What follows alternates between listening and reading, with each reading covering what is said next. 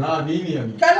এ কি রসগোল্লা দিয়েছে দেখি কি কালকে বাবা রাত্রেবেলা প্রসাদ মানে রসগোল্লাটা নিয়ে এসছে, এবারে সেই খাওয়া হয়নি, যাই হোক তাই বললাম তাহলে পুজোতেই দিয়ে দিই, এই জন্য তুমি রসগোল্লাটা খাবে না? দাও। কি বলবো পুজো দিয়েছে মানে রসগোল্লাটা খেয়ে নেয় নাকি? না একটু জল মুখে দিয়ে নিও, ঠিক আছে? ঠাকুরের প্রসাদ তো তুমি জল, রসগোল্লাটা হেবি সুন্দর লাগছে খেতে না?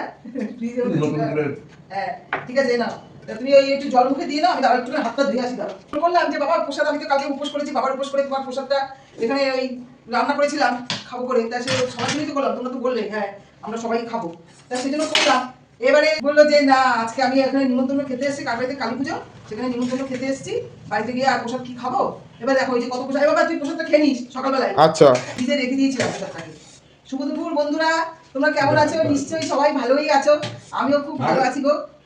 তোমাকে ভাতটা কি মানে দিতে না দিতে আগে থেকে এরকম করবো, হাতটাই করতে থাকো কেন? একটুখানি ভাত দিয়ে দিতে না দিতেই। ঠিক আছে এই দেখো আজকে কি রান্না করেছি সেটাই দেখো, এই যে শিম দিয়ে আর আলু বেগুন দিয়ে রান্না করেছি, ভাজা মানে ভাজা বচি যাকে বলে আর কি, সেটা করেছি। আর ওই বেগুন এখন আর ওই ভালো মানে একদম কচকচে বেগুনটা যে খাবে এমনি ভালো হচ্ছে না, কালকে তো বললে বেগুনটা মানে ভালো না, দানা দানা বেগুন এখন দানা হয়ে যাচ্ছে। হ্যাঁ ওই জন্য আর ওই বেগুনটা এমনি খালি ভাজিনি, এই শিম দিয়ে বেগুন ভাজাটা খুব ভালো লাগে খেতে, শিম আলু বেগুন দিয়ে দিয়েছি ভাজা করেছি। আর তোমার মাছের ঝোল করেছি, এটা নিয়ে আসছি, ঠিক আছে? তুমি ভাজা দিয়ে মেরে দেবো, ভাজাটা গরম রয়েছে ভাজাটা। বন্ধুরা আমি খাওয়া শুরু করছি।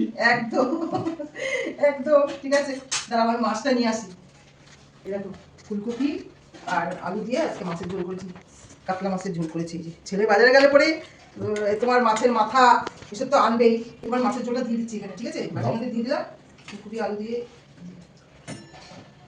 তারপরে তো এতদিন ধরে তো তুমি মাছ খাওনি, আজকে 12-13 দিন মানে হয়ে গেল মাছ মানে মাছ তো তুমি খাওনি।